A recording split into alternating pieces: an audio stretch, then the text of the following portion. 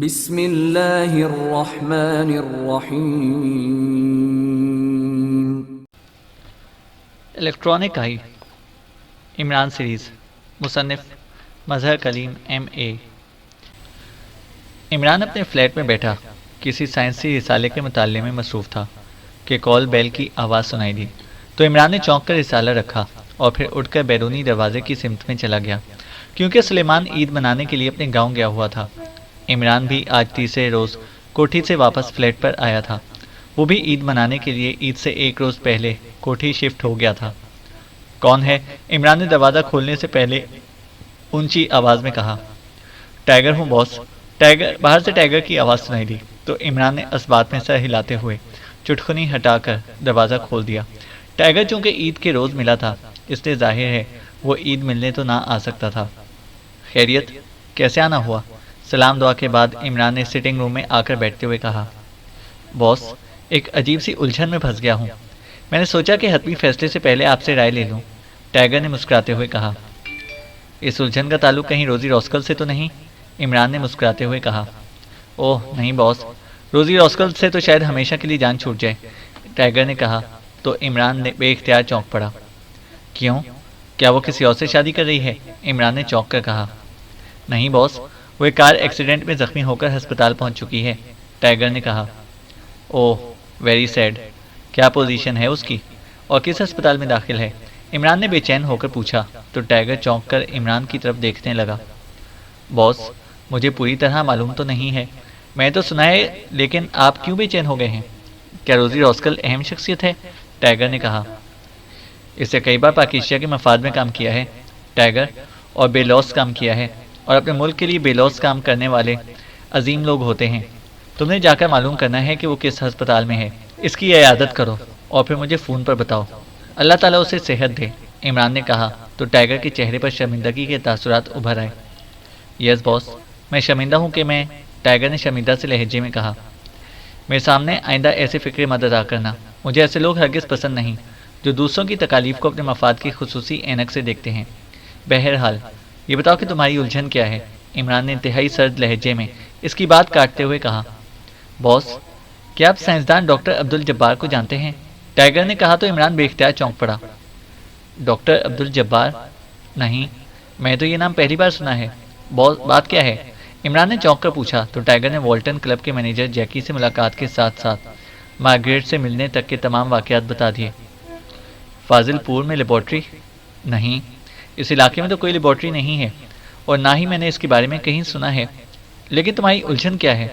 کیا تم اسے تلاش نہیں کر سکے یا کوئی اور مسئلہ ہے؟ عمران نے کہا۔ میں نے اسے تلاش کر لیا ہے باس، وہاں واقعی لیبارٹری بھی ہے، اور اس چھوٹی سی لیبارٹری میں ڈاکٹر عبدالجبار الیکٹرانکس کے سلسلے میں کسی اہم فارمولے پر کام کر رہے ہیں۔ میں نے ان سے خود جا کر بات کی اور انہیں ان کی بیٹی مارگریٹ کے متعلق بتایا تو وہ بے حد خوش ہوئے اور انہوں نے مارگریٹ سے ملاقات کی حامی بھر لی۔ میں نے انہیں کہا کہ میں مارگریٹ کو لیبارٹری بھجوا دیتا ہوں، لیکن انہوں نے کہا کہ نہیں، وہ خود ہوٹل جا کر مارگریٹ سے مل لیں گے، جس پر میں نے مارگریٹ کا پتہ اور فون نمبر انہیں دے دیا۔ اس کے بعد میں نے مارگریٹ کو بھی فون پر سب کچھ بتا دیا تو مارگریٹ نے بجائے خوش ہونے کے مجھ سے لیبارٹری کے محل وقوع کے بارے میں تفصیلات معلوم کرنا شروع کر دیں، جو میں نے بتا دیں، لیکن میں ذہنی طور پر ٹھٹک سا گیا۔ چنانچہ میں نے ڈاکٹر عبدالجبار سے بات کی اور انہیں بتایا کہ مارگریٹ کو لیبارٹری سے زیادہ دلچسپی ہے، اس لیے بہتر ہے کہ وہ مارگریٹ کو لیبارٹری میں ہی مل لیں۔ لیکن ڈاکٹر عبدالجبار نے لیبارٹری میں تو ایک طرف مارگریٹ سے بھی فوری طور پر ملنے سے انکار کر دیا۔ انہوں نے کہا کہ مارگریٹ کے بارے میں وہ پہلے معلومات حاصل کریں گے، پھر اس سے ملنے کا فیصلہ کریں گے۔ چنانچہ میں نے فون کر کے مارگریٹ کو بتایا تو وہ بے حد پریشان ہوئی۔ اس نے مجھ پر ایک بار پھر دباؤ ڈالا کہ میں لیبارٹری کے بارے میں اسے تفصیل بتا دوں تاکہ وہ خود لیبارٹری جا کر اپنے والد سے ملاقات کریں۔ ابھی تو میں نے اسے ٹال دیا ہے اور کہا ہے کہ میں شام کو آ کر اسے تفصیل بتاؤں گا، کیونکہ میں نے سوچا کہ پہلے آپ سے ملاقات کر کے اس سلسلے میں بات کر لی جائے۔ میرے ذہن میں نامعلوم خدشات ہیں کہ کہیں یہ سارا ڈرامہ نہ ہو، ٹائیگر نے کہا۔ کیا خدشات کی وجہ صرف مارگریٹ کا لیبارٹری کے بارے میں جاننے کے اشتیاق سے ہے یا کوئی اور بات بھی ہے؟ عمران نے کہا۔ باس، ڈاکٹر عبدالجبار پاکیزیائی ہیں۔ یہ ٹھیک ہے کہ مارگریٹ کی والدہ کا تعلق گریٹ لینڈ سے ہے، لیکن مارگریٹ پاکیزیائی باپ کی اولاد ہے۔ کچھ نہ کچھ شائبہ تو بہرحال پاکیزیائی باپ کا ہونا چاہیے، لیکن مارگریٹ 100% گریٹ لینڈ نژاد لگتی ہے۔ میں نے یہ بات پہلی ملاقات میں مارگریٹ سے کی تھی، اس نے کہا کہ یہ قدرت کا کام ہے، اس میں اس کا تو کوئی قصور نہیں ہے، اس لیے میں خاموش ہو گیا۔ ٹائیگر نے کہا، تو تمہارا خیال ہے کہ مارگریٹ در حقیقت ڈاکٹر عبدالجبار کی بیٹی نہیں ہے اور اس کی دلچسپی صرف لیبارٹری کے محل وقوع تک محدود ہے؟ عمران نے کہا۔ یس باس، میرے ذہن میں واقعی یہی خدشہ ہے، ٹائیگر نے جواب دیا۔ یہ لیبارٹری کہاں ہے؟ عمران نے پوچھا۔ فاضل پور قصبے کے شمال کی طرف تقریباً 2 کلومیٹر کے فاصلے پر ایک اور قصبہ ہے جس کا نام راجہ پور ہے۔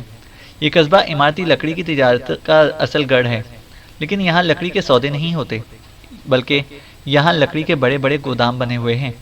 اسی قصبے راجہ پور میں ایک چھوٹا سا رہائشی مکان ہے جس میں ڈاکٹر عبدالجبار رہتے ہیں۔ انہوں نے اس مکان کے ساتھ ہی پہاڑ کے اندر ایک کافی بڑے سے غار میں لیبارٹری بنائی ہوئی ہے۔ وہ وہاں صرف 2 نوکروں کے ساتھ رہتے ہیں اور ہر وقت اس لیبارٹری میں ہی کام کرتے رہتے ہیں۔ راجہ پور میں وہ دراصل ڈاکٹر عبدالجبار کی بجائے بابا جابر کے نام سے مشہور ہیں۔ وہاں ڈاکٹر عبدالجبار کو کوئی نہیں جانتا، ٹائیگر نے جواب دیتے ہوئے کہا۔ کیا وہاں فون ہے؟ عمران نے پوچھا۔ جی ہاں، اس قصبے میں بجلی، فون اور گیس کی سہولیات موجود ہیں، ٹائیگر نے جواب دیا، اور ساتھ ہی اس نے فون نمبر بتا دیا۔ یہ مارگریٹ کہاں رہتی ہے؟ عمران نے پوچھا تو ٹائیگر نے مارگریٹ کے ہوٹل اور کمرہ نمبر کے بارے میں بتا دیا۔ تم نے مارگریٹ کو راجہ پور میں اس مکان کے بارے میں تفصیل بتا دی ہے؟ عمران نے پوچھا۔ جی نہیں، میں نے اسے صرف اتنا بتایا کہ میں نے اس کے والد کو تلاش کر لیا ہے اور ان سے بات ہو گئی ہے، وہ تم سے خود ہوٹل آ کر مل لیں گے۔ جس پر اس نے اس کی رہائش گاہ کے بارے میں تفصیلات معلوم کرنے کی کوشش کی، لیکن میں نے انکار کر دیا کیونکہ میں ڈاکٹر عبدالجبار سے جا کر ملا تھا۔ ویسے تو شاید مجھے اندر ہی نہ جانے دیا جاتا، لیکن جب میں نے اپنے آپ کو سائنسدان ظاہر کیا اور بتایا کہ میں کارمن میں ڈاکٹر جیکب کے تحت کام کرتا رہا ہوں تو انہوں نے مجھے بلا لیا۔ پھر میں نے انہیں ان کی بیٹی کے بارے میں تفصیل بتائی تو انہوں نے خود ملنے کی بات کی اور مجھے سختی سے منع کر دیا کہ میں اسے کسی صورت میں ان کی رہائش گاہ کا پتہ نہ بتاؤں۔ میرے حیران ہو کر پوچھنے پر کہ وہ اپنی بیٹی سے بھی اپنی رہائش گاہ چھپانا چاہتے ہیں تو انہوں نے صرف اتنا بتایا کہ وہ جس فارمولے پر کام کر رہے ہیں اس فارمولے سے کافرستان، اسرائیل اور تمام سپر پاورز کو بے حد دلچسپی ہے اور وہ نہیں چاہتے کہ فارمولہ مکمل ہونے سے پہلے اس بارے میں بات باہر نکل جائے۔ اس لیے انہوں نے فیصلہ کیا ہوا ہے کہ جب تک کہ وہ یہ فارمولہ مکمل نہیں کر لیتے کسی کو لیبارٹری کے بارے میں نہیں بتائیں گے، ٹائیگر نے تفصیل بتاتے ہوئے کہا۔ ٹھیک ہے، تم ایسا کرو کہ پہلے اس مارگریٹ کے کاغذات چیک کرو، گریٹ لینڈ سے اس کے بارے میں کنفرمیشن حاصل کرو اور پھر مجھے تفصیل بتاؤ، پھر میں خود تمہارے ساتھ جا کر اس مارگریٹ سے ملوں گا، عمران نے کہا۔ تو ٹائیگر نے اس بات میں سر ہلا دیا اور سلام کر کے وہ اٹھا اور باہر کی طرف چل پڑا۔ عمران نے اس کے پیچھے جا کر دروازہ اندر سے بند کیا اور ایک بار پھر آ کر وہ سٹنگ روم میں بیٹھ گیا۔ اس نے ٹیلی فون کا ریسیور اٹھایا اور نمبر ڈائل کرنے شروع کر دیے۔ داور بول رہا ہوں۔ رابطہ قائم ہوتے ہی دوسری طرف سے سر داور کی آواز سنائی دی۔ السلام علیکم ورحمۃ اللہ وبرکاتہ، میں علی عمران MSc TSC آکسن مرد درویش بزبان خویش بول رہا ہوں۔ عمران کی زبان رواں ہو گئی۔ وعلیکم السلام ورحمۃ اللہ وبرکاتہ، میں داور ولد قادر ولد بہادر ولد، بس اس سے زیادہ کا مجھے علم نہیں ہے، اس لیے اتنے پر ہی اکتفا کرتے ہوئے بول رہا ہوں۔ دوسری طرف سے سر داور کی آواز سنائی دی تو عمران بے اختیار ہنس پڑا۔ شجرہ نسب تو وہ بتاتے ہیں سر داور جن کے پاس ڈگریاں نہیں ہوتی، عمران نے شرارت بھرے لہجے میں کہا۔ تمہاری بات درست ہے، تم تو ڈگریاں دہرا دہرا کر انہیں یاد رکھتے ہو، جبکہ مجھے کاغذات نکلوا کر دیکھنا پڑے گا کہ میں نے کوئی ڈگری حاصل بھی کی ہے یا نہیں، سر داور نے جواب دیا۔ تو عمران ان کے اس خوبصورت جواب پر بے اختیار کھلکھلا کر ہنس پڑا۔ لگتا ہے اس بار آپ کی بقرعید اچھی گزری ہے، عمران نے مسکراتے ہوئے کہا۔ ظاہر ہے اللہ تعالیٰ نے قربانی دینے کی توفیق دی ہے اور یہ اس کا خاص کرم ہے، اس لیے عید تو اچھی گزرنی ہی تھی، سر داور نے مسکراتے ہوئے لہجے میں کہا۔ یہ تو آپ کا نقطۂ نظر ہوا، ان بکروں کا نقطۂ نظر بھی تو معلوم ہونا چاہیے جو شہید قربانی ہوئے ہیں، عمران نے شرارت بھرے لہجے میں کہا تو سر داور بے اختیار ہنس پڑے۔ آئندہ قربانی سے پہلے ان کا نقطۂ نظر بھی معلوم کر لیا کروں گا، لیکن اب تم بتاؤ کہ تم نے فون کیوں کیا ہے؟ کیونکہ میں نے ایک اہم کام کے لیے جانا ہے، سر داور نے کہا۔ آپ ڈاکٹر عبدالجبار کے بارے میں جانتے ہیں جو الیکٹرانکس پر کام کرتے ہیں اور دارالحکومت کے نواحی علاقے فاضل پور میں رہتے ہیں، عمران نے سنجیدہ لہجے میں کہا۔ ڈاکٹر عبدالجبار؟ ہاں، وہ کچھ عرصہ قبل کارمن سے آئے ہیں، یہ تو مجھے معلوم نہیں کہ وہ فاضل پور میں ہوتے ہیں، البتہ ایک بار ان سے ملاقات ہوئی تھی۔ کیوں؟ تم ان کے بارے میں کیوں پوچھ رہے ہو؟ سر داور نے کہا۔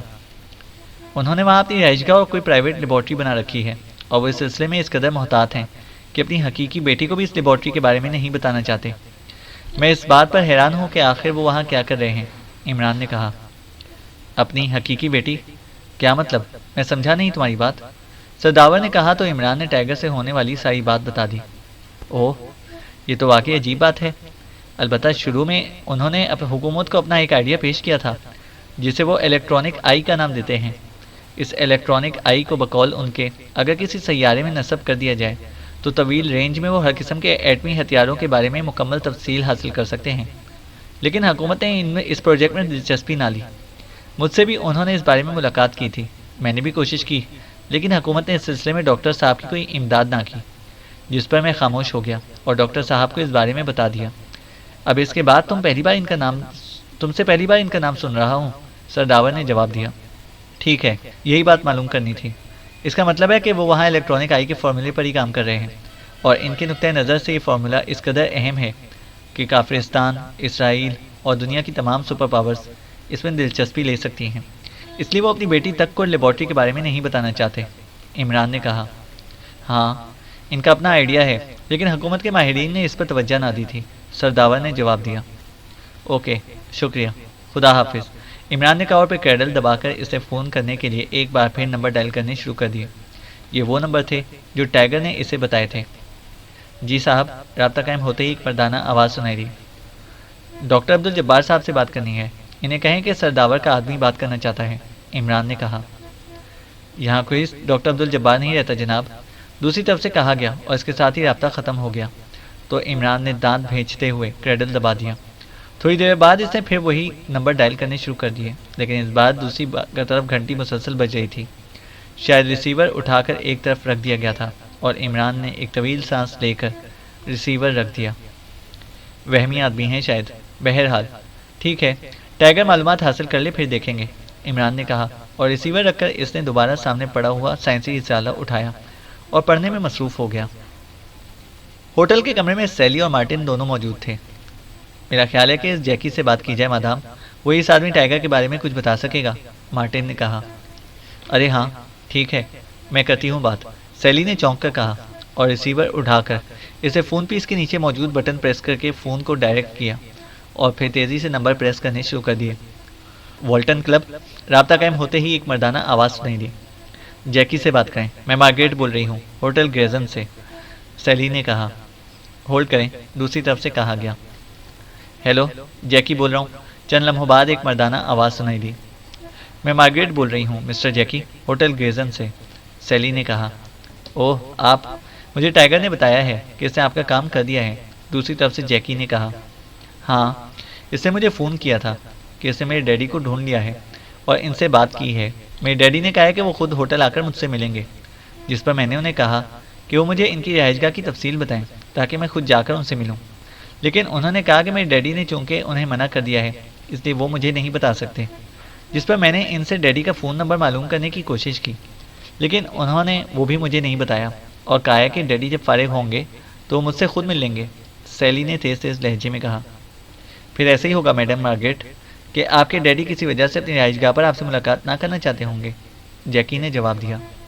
نہیں مسٹر جیکی، یہ کیسے ہو سکتا ہے کہ اتنے طویل عرصے بعد کسی باپ کو اس کی بیٹی سے ملنے کی بات کی جائے اور وہ ٹال جائے؟ مجھے خدشہ ہے کہ یا تو آپ کے ٹائیگر صاحب ڈوج کر رہے ہیں یا پھر وہ مزید رقم حاصل کرنا چاہتے ہوں گے۔ ویسے میں مزید رقم دینے کے لیے بھی تیار ہوں، لیکن ان سے بات تو ہو، آپ ان کا پتہ مجھے بتا دیں، میں خود ان سے بات کر لوں گی، سیلی نے کہا۔ میڈم مارگریٹ، ٹائیگر کو میں اچھی طرح جانتا ہوں، وہ جھوٹ بولنے کا عادی نہیں ہے اور نہ ہی اسے مزید رقم کی خواہش ہے۔ ہوٹل الاسکا کے کمرہ نمبر 318 میں اس کی مستقل رہائش ہے، لیکن وہ رات گئے وہاں جاتا ہے۔ آپ بے فکر رہیں، وہ غلط آدمی نہیں ہے، انتہائی ذمہ دار آدمی ہے، جیکی نے کہا۔ میں اس سے فوری طور پر ملاقات چاہتی ہوں، پلیز مجھ سے اب مزید جدائی برداشت نہیں ہو رہی، آپ کسی نہ کسی طرح ان سے رابطہ کریں پلیز، سیلی نے کہا۔ ٹھیک ہے، میں اسے تلاش کراتا ہوں، پھر اسے کہتا ہوں کہ وہ آپ سے براہ راست بات کر لے، آپ بے فکر رہیں، جیکی نے کہا۔ شکریہ، میں بے چینی سے اس کا انتظار کروں گی، سیلی نے کہا اور ریسیور رکھ دیا۔ مادام، اس ڈاکٹر عبدالجبار کو کہیں آپ پر شک نہ پڑ گیا ہو، مارٹن نے کہا۔ شک کی بات نہیں ہے، میں نے یہاں آنے سے پہلے مکمل انتظامات کر لیے تھے، اس لیے اگر وہ کوئی تصدیق بھی کرائے گا تو اسے وہی کچھ بتایا جائے گا جو میں نے طے کرایا ہے۔ میں دراصل جلد از جلد یہ مشن مکمل کرنا چاہتی ہوں۔ دیر ہونے کی صورت میں کئی پیچیدگیاں پیدا ہو سکتی ہیں، سیلی نے کہا، اور مارٹن نے اسبات میں سر ہلا دیا۔ پھر تقریباً آدھا گھنٹے بعد فون کی گھنٹی بج اٹھی تو سیلی نے ریسیور اٹھا لیا۔ مارگریٹ بول رہی ہوں، سیلی نے کہا۔ ٹائیگر بول رہا ہوں مس مارگریٹ، دوسری طرف سے ٹائیگر کی آواز سنائی دی۔ اوہ مسٹر ٹائیگر، پلیز آپ فوراً میرے پاس آ جائیں، میں آپ کو جتنا کہیں گے معاوضہ دینے کے لیے تیار ہوں، پلیز مجھے میرے ڈیڈی سے ملوا دیں، اب مجھ سے ایک لمحہ بھی کاٹنا دوبھر ہو رہا ہے، پلیز، سیلی نے انتہائی منت بھرے لہجے میں کہا۔ سنیں مس مارگریٹ، پریشان ہونے کی ضرورت نہیں ہے، بہرحال آپ کی ملاقات آپ کے ڈیڈی سے ہو جائے گی، میں 1 گھنٹے کے بعد آپ کے پاس حاضر ہو جاؤں گا، پھر بات ہوگی، دوسری طرف سے کہا گیا، اور اس کے ساتھ ہی رابطہ ختم ہو گیا تو سیلی نے ایک طویل سانس لیتے ہوئے ریسیور رکھ دیا۔ اس آدمی سے جبراً معلومات حاصل کرنی پڑیں گی مادام، مارٹن نے کہا تو سیلی بے اختیار چونک پڑی۔ او ہاں واقعی، لیکن اس کے لیے کوئی خفیہ جگہ چاہیے، سیلی نے کہا۔ اب مشن تو مکمل بہرحال کرنا ہی ہے، میں نے اپنے طور پر یہاں ایک رہائشی کالونی گریٹ ٹاؤن میں ایک کوٹھی حاصل کر لی ہے، وہاں کار بھی موجود ہے اور اسلحہ بھی، ہم اس ٹائیگر کو لے کر وہاں چلے جائیں گے اور پھر اس سے معلومات حاصل کر لیں گے، مارٹن نے کہا۔ اوہ اچھا ٹھیک ہے، تم ایسا کرو کہ اپنے کمرے میں چلے جاؤ، جب ٹائیگر آئے گا تو میں اس سے بات کروں گی، اگر اسے سب کچھ بتا دیا تو ٹھیک، ورنہ میں اسے بے ہوش کر دوں گی اور پھر تم اسے اٹھا کر لے جانا، سیلی نے کہا۔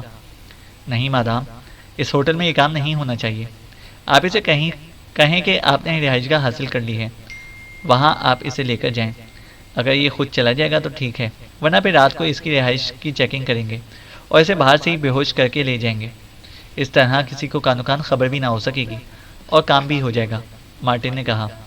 ٹھیک ہے، سیلی نے جواب دیا تو مارٹن اٹھا اور تیز تیز قدم اٹھاتا کمرے سے باہر چلا گیا۔ پھر تقریباً 1 گھنٹے کے بعد دروازے پر دستک کی آواز سن کر اچانک سیلی چونک پڑی۔ یس کم ان، اس نے اونچی آواز میں کہا تو دروازہ کھلا اور ٹائیگر اندر داخل ہوا۔ اوہ مسٹر ٹائیگر، یقین کیجیے کہ میں نے ایک لمحہ گن گن کر گزارا ہے، پلیز آپ مجھے ڈیڈی کی رہائش گاہ کا بتا دیں، اب مجھ سے مزید وقت نہیں کاٹا جاتا، سیلی نے انتہائی منت بھرے لہجے میں کہا۔ میں یہی تو بتانے آیا ہوں مس مارگریٹ، ٹائیگر نے کہا اور کرسی پر بیٹھ گیا۔ اوہ پلیز تمہاری مہربانی ہوگی، سیلی نے خوش ہوتے ہوئے کہا۔ مس مارگریٹ، اصل مسئلہ یہ ہے کہ آپ کے ڈیڈی نے سختی سے منع کر دیا ہے کہ آپ کو ان کی رہائش گاہ کے بارے میں نہ بتایا جائے، وہ خود ہی آپ سے مل لیں گے، لیکن آپ کی بے چینی دیکھ کر میں نے فیصلہ کیا ہے کہ آپ کو ان کا فون نمبر بتا دیا جائے، کیونکہ بہرحال یہ باپ بیٹی کا معاملہ ہے، اس میں کسی جبر کا عمل دخل نہیں ہے، آپ انہیں فون کر لیں، اس طرح آپ کا مسئلہ خود ہی حل ہو جائے گا، ٹائیگر نے کہا۔ اوہ اچھا ٹھیک ہے، آپ مجھے فون نمبر بتائیں، مجھے یقین ہے کہ میری آواز سن کر وہ خود ہی مجھے بلا لیں گے، سیلی نے کہا تو ٹائیگر نے اسے فون نمبر بتا دیا۔ اوہ بے حد شکریہ، اگر آپ چاہیں تو میں آپ کو مزید معاوضہ بھی دے سکتی ہوں، سیلی نے کہا۔ اوہ نہیں، بلکہ میں تو آپ کو $5000 واپس کرنے آیا ہوں، میں نے جیکی سے یہ اس لیے لے لیے تھے کہ وہ انہیں ہضم کر جاتا، باپ بیٹی کو ملانا میرے نزدیک نیکی کا کام ہے اور میں معاوضہ لے کر اپنی نیکی کو ضائع نہیں کرنا چاہتا، یہ لیجیے، ٹائیگر نے جیب سے نوٹ نکال کر میز پر رکھتے ہوئے کہا۔ اوہ نہیں، یہ آپ کا حق ہے، آپ نے بہرحال کام کیا ہے، سیلی نے کہا۔ نہیں مس مارگریٹ، میں نے پہلے کہا ہے کہ میں اپنی نیکی کو ضائع نہیں کرنا چاہتا، گڈ بائے، ٹائیگر نے کہا اور اٹھ کر تیزی سے واپس مڑا اور چند لمحوں بعد دروازہ کھول کر باہر چلا گیا۔ حیرت ہے، ایسے لوگ بھی ہوتے ہیں اس دنیا میں، سیلی نے کہا اور اس کے ساتھ ہی اچانک اسے ایک خیال آیا تو وہ اٹھی اور اس نے الماری کھول کر اس کے اندر موجود بیگ کے ایک خفیہ خانے سے جدید ساخت کا گائیکر نکالا اور پھر گائیکر کی مدد سے اس نے اس کمرے کو اور خاص طور پر اس کرسی کو جس پر ٹائیگر بیٹھا ہوا تھا چیک کرنا شروع کر دیا۔ اس کے ذہن میں اچانک خیال آیا تھا کہ کہیں اس ٹائیگر نے کوئی ڈکٹا فون تو کمرے میں نہ لگا دیا ہو، کیونکہ اسے وہ آدمی بہت ذہین اور تیز نظر آ رہا تھا، لیکن گائیکر کی چیکنگ سے جب اسے معلوم ہو گیا کہ اس کا خیال غلط ہے تو اس نے طویل سانس لیتے ہوئے گائیکر واپس بیگ میں رکھا اور میز پر پڑے ہوئے نوٹ اٹھا کر جیکٹ کی جیب میں رکھ لیے، اس کے ساتھ ہی اس نے ریسیور اٹھا لیا، فون کے نیچے لگے ہوئے بٹن کو پریس کر کے اسے براہ راست کیا اور پھر تیزی سے وہ نمبر پریس کرنا شروع کر دیے جو ٹائیگر نے بتائے تھے۔ رابطہ قائم ہوتے ہی ایک مردانہ آواز سنائی دی۔ میں مارگریٹ بول رہی ہوں، ڈاکٹر عبدالجبار صاحب کی بیٹی، میری بات کریں ڈیڈی سے، سیلی نے انتہائی منت بھرے لہجے میں کہا۔ ہولڈ کریں، دوسری طرف سے آواز سنائی دی۔ ہیلو، ڈاکٹر عبدالجبار بول رہا ہوں، چند لمحوں بعد ایک بھاری آواز سنائی دی۔ ڈیڈی، ڈیڈی، میں مارگریٹ بول رہی ہوں، آپ کی بیٹی، ڈیڈی، میں مارگریٹ ہوں، سیلی نے انتہائی جذباتی لہجے میں کہا۔ وہ واقعی شاندار اداکارہ تھی، کیونکہ اس کے لہجے میں ایسے جذبات تھے جیسے وہ در حقیقت ڈاکٹر عبدالجبار کی بیٹی ہو۔ تمہاری ماں کا نام کیا تھا؟ دوسری طرف سے چند لمحوں کے توقف کے بعد پوچھا گیا۔ او ڈیڈی، امی کا نام مارلینا تھا۔ جب سے مجھے پتہ چلا کہ آپ میرے ڈیڈی ہیں اور آپ زندہ ہیں تو میں کامن گئی، لیکن وہاں پتہ چلا کہ آپ ریٹائر ہو کر واپس پاکیشیا جا چکے ہیں، اور مجھے بتایا گیا کہ آپ دارالحکومت کے نواح میں قصبہ فاضل پور میں رہ رہے ہیں۔ تو میں یہاں پہنچ گئی، لیکن میں نے سارا قصبہ چھان مارا، لیکن وہاں آپ کا پتہ نہ چلا۔ تو میں نے یہاں کے ایک آدمی سے بات کی، اس نے بتایا کہ اس کے پاس ایک ایسا آدمی ہے جو یہ کام کر سکتا ہے، اور پھر اس نے ٹائیگر نامی ایک آدمی کو میرے پاس بھیج دیا ڈیڈی۔ اور پھر واقعی اس ٹائیگر نے مجھے بتایا کہ اس نے آپ کو تلاش کر لیا ہے، لیکن اس نے مجھے آپ کی رہائش گاہ کا پتہ بتانے سے انکار کر دیا ہے اور کہا ہے کہ آپ خود مجھ سے مل لیں، لیکن مجھ سے تو ایک لمحہ بھی نہیں کاٹا جا رہا۔ میں نے اس کی دوبارہ محنت کی تو اس نے مجھے آپ کا فون نمبر بتا دیا ہے۔ ڈیڈی میں آ رہی ہوں آپ سے ملنے، ڈیڈی میں آ رہی ہوں، سیلی نے انتہائی جذباتی لہجے میں کہا۔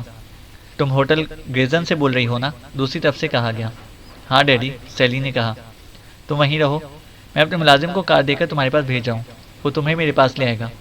سرفراز اس کا نام ہے، اس کے ساتھ آ جانا، پھر تفصیل سے بات ہوگی، دوسری طرف سے کہا گیا۔ بے حد شکریہ ڈیڈی، سیلی نے انتہائی منت بھرے لہجے میں کہا۔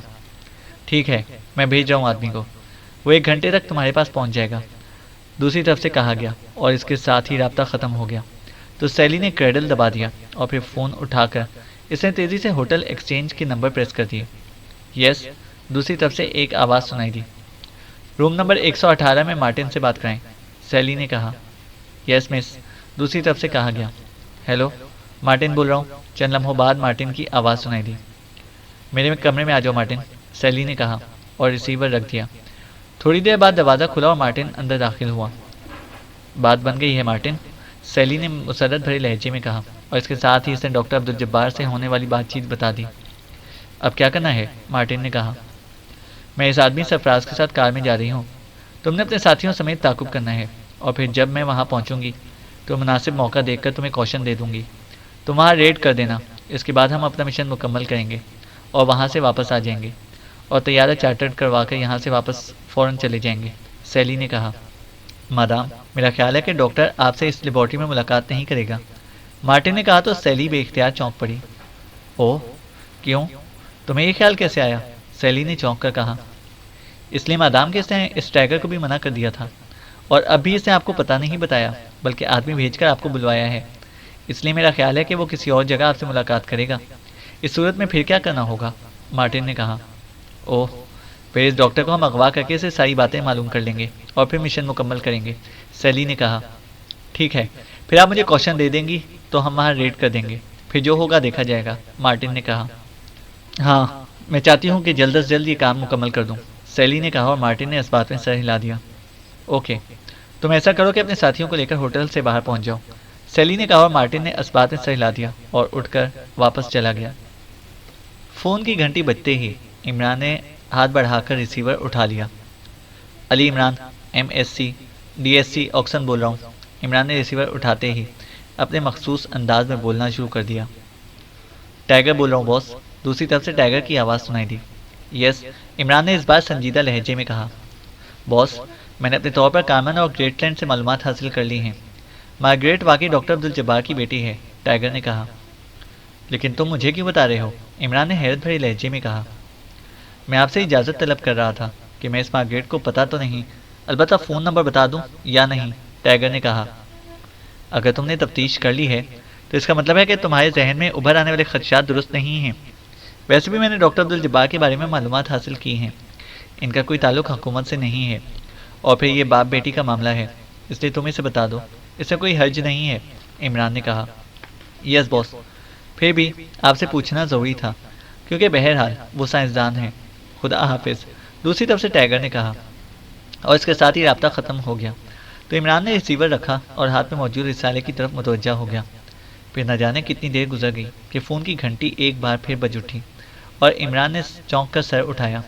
اس کے ساتھ ہی اس کی نظریں سامنے دیوار پر لگے ہوئے کلاک پر پڑی، تو وہ بے اختیار چونک پڑا، کیونکہ اسے رسالہ پڑھتے ہوئے کافی وقت ہو گیا تھا۔ فون کی گھنٹی مسلسل بج رہی تھی۔ علی عمران بول رہا ہوں، اس بار عمران نے مختصر سی بات کی، کیونکہ وہ ذہنی طور پر خاصا تھک گیا تھا۔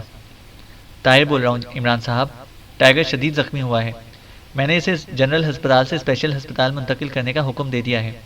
دوسری طرف سے بلیک زیرو کی آواز سنائی دی تو عمران بے اختیار چونک پڑا۔ کیا کہہ رہے ہو؟ ٹائیگر زخمی ہو گیا ہے؟ کہاں؟ کب؟ اور تمہیں کیسے اطلاع ملی؟ عمران نے انتہائی حیرت بھری لہجے میں کہا۔ صفدر نے تھوڑی دیر پہلے مجھے اطلاع دی ہے کہ وہ کسی کام کے سلسلے میں رسول نگر کے علاقے میں جا رہا تھا کہ اس نے ٹائیگر کی کار کو سڑک کی سائڈ پر الٹے پڑے ہوئے دیکھا۔ وہاں لوگ اکٹھے تھے۔ صفدر نے اتر کر معلوم کیا تو پتہ چلا کہ کار کا ٹائر بسٹ ہو گیا ہے اور کار الٹ گئی ہے۔ اس میں ایک ہی آدمی تھا جو شدید زخمی تھا، اور وہاں پر موجود لوگوں نے بتایا کہ اسے گولی ماری گئی تھی جو اس کے سینے میں لگی تھی۔ وہاں سے گزرنے والے چند لوگوں نے اسے کار میں ڈال کر جنرل ہسپتال میں پہنچایا ہے۔ لوگوں کے مطابق اس زخمی کی حالت انتہائی سیریس تھی، اس لیے صفدر نے آپ کو کال کرنے کی بجائے براہ راست مجھے کال کیا اور درخواست کی کہ ٹائیگر کی اس حالت کے پیش نظر اسے اسپیشل ہسپتال میں داخل کرایا جائے تاکہ اس کی جان بچ سکے، جس پر میں نے ڈاکٹر صدیقی کو کال کیا اور انہیں حکم دے دیا کہ وہ ٹائیگر کی حالت کو چیک کریں۔ اگر وہ شفٹ کرنے کے قابل ہو تو اسے اسپیشل ہسپتال میں شفٹ کریں، اور اگر شفٹ نہیں ہو سکتا تو پھر خود وہاں جنرل ہسپتال میں اس کا آپریشن کریں اور مجھے فوری رپورٹ دیں۔ ابھی چند لمحے پہلے ڈاکٹر صدیقی نے بتایا ہے کہ ان کے جنرل ہسپتال پہنچنے تک ٹائیگر کا آپریشن کر دیا گیا ہے اور وہ شفٹ ہونے کے قابل تھا۔ اس کی حالت بے حد خستہ تھی، جس پر ڈاکٹر صدیقی اسے اسپیشل ہسپتال لے آئے اور اب اس کا باقاعدہ علاج ہو رہا ہے، اس لیے میں نے آپ کو فون کیا ہے۔ بلیک زیرو نے پوری تفصیل بتاتے ہوئے کہا۔ یہ رسول نگر کون سا علاقہ ہے؟ میں تو یہ نام پہلی بار سن رہا ہوں، عمران نے کہا۔ مجھے خود معلوم نہیں ہے، اگر آپ کہیں تو میں نقشہ دیکھ کر بتاؤں، بلیک زیرو نے جواب دیا۔ نہیں، میں خود دیکھ لوں گا، شکریہ، عمران نے کہا اور ریسیور رکھ کر وہ تیزی سے اٹھا اور باتھ روم کی طرف بڑھ گیا۔ تھوڑی دیر بعد اس کی کار خاصی تیز رفتاری سے اسپیشل ہسپتال کی طرف بڑھ ہی چلی جا رہی تھی۔ اسپیشل ہسپتال پہنچ کر وہ کار سے اترا اور سیدھا ڈاکٹر صدیقی کے آفس کی طرف بڑھ گیا۔ اوہ، آپ عمران صاحب، ڈاکٹر صدیقی نے عمران کے آفس میں داخل ہوتے ہی بے اختیار چونک کر کہا۔ ٹائیگر کا کیا حال ہے؟ سلام دعا کے بعد عمران نے بے چین سے لہجے میں کہا۔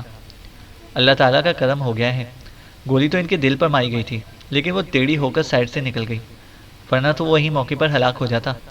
جنرل ہسپتال میں اس کا آپریشن ہو گیا تھا لیکن وہاں اس کے خون کے گروپ کا مزید بندوبست نہ ہو رہا تھا، اس لیے اس کی حالت باوجود آپریشن کے خراب ہوتی جا رہی تھی۔ چنانچہ میں اسے یہاں لے کر آیا اور اسے خون لگا دیا۔ اب اس کی حالت اطمینان بخش ہے اور وہ خطرے سے باہر ہے، ڈاکٹر صدیقی نے تفصیل بتاتے ہوئے کہا۔ یا اللہ، تیرا شکر ہے، لاکھ لاکھ شکر ہے، عمران نے بے اختیار ایک طویل سانس لیتے ہوئے کہا اور اس کے ساتھ ہی وہ ایک کرسی پر بیٹھ گیا۔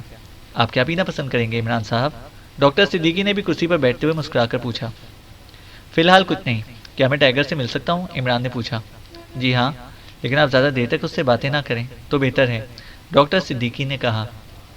میں صرف چند باتیں کرنا چاہتا ہوں، عمران نے کہا تو ڈاکٹر صدیقی سر ہلاتا ہوا اٹھ کر کھڑا ہو گیا اور پھر عمران ڈاکٹر صدیقی کے ساتھ اسپیشل روم میں پہنچ گیا جہاں بیڈ پر ٹائیگر آنکھیں بند کیے لیٹا ہوا تھا۔ اس کے بازو میں ڈرپ لگی ہوئی تھی اور ایک ڈاکٹر اور 2 نرسیں مستقل اس کے بیڈ کے ساتھ موجود تھیں۔ آپ لوگ پلیز چند لمحے مجھے دے دیں، عمران نے کہا تو عمران کی آواز سن کر ٹائیگر نے آنکھیں کھول دیں۔ اس کے چہرے پر شرمندگی کے تاثرات ابھر آئے تھے۔ ڈاکٹر صدیقی دوسرے ڈاکٹر اور نرسوں کے ساتھ کمرے سے باہر چلے گئے۔ عمران نے کرسی گھسیٹ کر بیڈ کے ساتھ رکھی اور اس پر بیٹھ گیا۔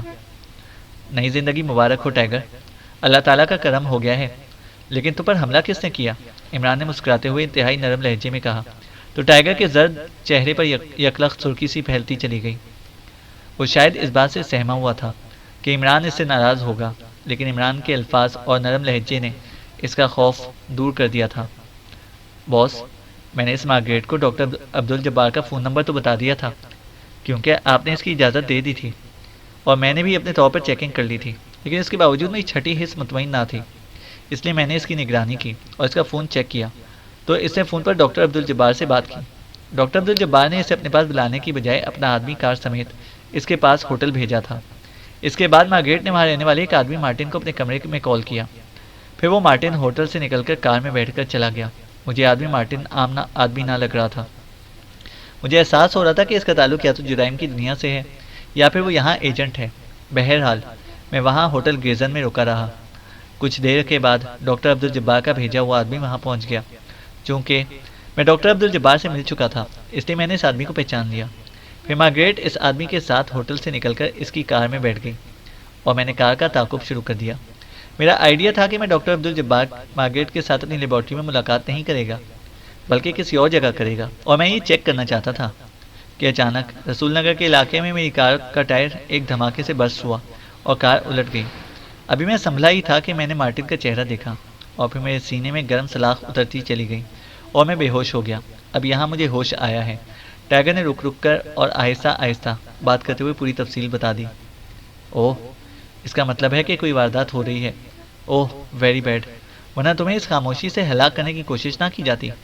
بہرحال تم مطمئن رہو، اب میں سب کچھ سنبھال لوں گا، خدا حافظ، عمران نے تیزی سے اٹھتے ہوئے کہا، اور پھر وہ تیز تیز قدم اٹھاتا ڈاکٹر صدیقی کے آفس میں پہنچ گیا۔ ڈاکٹر صدیقی شاید راؤنڈ پر گئے ہوئے تھے۔ عمران نے ریسیور اٹھایا اور تیزی سے نمبر پریس کرنے شروع کر دیے۔ جی صاحب، رابطہ قائم ہوتے ہی دوسری طرف سے ملازم کی مخصوص آواز سنائی دی۔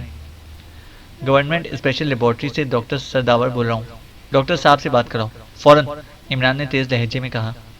اس نے جان بوجھ کر سرداور اور گورنمنٹ لیبارٹری کا نام لیا تھا تاکہ ملازم انکار نہ کر سکے۔ ڈاکٹر صاحب کہیں گئے ہوئے ہیں جناب، اور بتا کر نہیں گئے۔ آپ اپنا فون نمبر بتا دیں، وہ آئیں گے تو آپ کو فون کر لیں گے، دوسری طرف سے کہا گیا۔ کہاں گئے ہیں؟ ان سے ملاقات انتہائی ضروری ہے، ڈاکٹر صاحب کی جان خطرے میں ہے، عمران نے تیز لہجے میں کہا۔ مجھے واقعی نہیں معلوم جناب کہ وہ کہاں گئے ہیں، دوسری طرف سے جواب دیا گیا، اور اس کے ساتھ ہی رابطہ ختم ہو گیا۔ تو عمران نے ایک طویل سانس لے کر ریسیور رکھ دیا۔ اب اس کے پاس اس کے سوا کوئی اور چارہ نہ تھا کہ وہ راجہ پور جائے اور اس لیبارٹری کی حفاظت کرے۔ چنانچہ اس نے ایک بار پھر فون کا ریسیور اٹھا لیا اور نمبر پریس کرنے شروع کر دیے۔ X2، رابطہ قائم ہوتے ہی بلیک زیرو کی مخصوص آواز سنائی دی۔ علی عمران بول رہا ہوں طاہر، اسپیشل ہسپتال سے۔ ٹائیگر یہاں کے ایک سائنسدان ڈاکٹر عبدالجبار کی پرائیویٹ لیبارٹری جو فاضل پور کے ساتھ ایک اور قصبے راجہ پور میں ہے کے سلسلے میں زخمی ہوا ہے۔ تفصیلی بات بعد میں ہوگی۔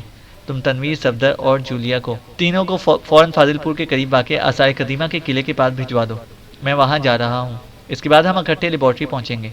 ہم نے فوری طور پر اس لیبارٹری کی حفاظت کرنی ہے، اور پھر جو ہوگا دیکھ لیں گے، عمران نے تیز تیز لہجے میں کہا۔ ٹھیک ہے عمران صاحب، دوسری طرف سے کہا گیا، اور عمران نے ریسیور رکھا اور انتہائی تیز سے اس قدم اٹھاتا اسپیشل ہسپتال کے بیرونی گیٹ کی طرف بڑھتا چلا گیا جہاں اس کی کار موجود تھی۔ چینل کو سبسکرائب کریں اور بیل آئیکن کو پریس کریں تاکہ ہماری ہر اپڈیٹ آپ کو بر وقت مل سکے۔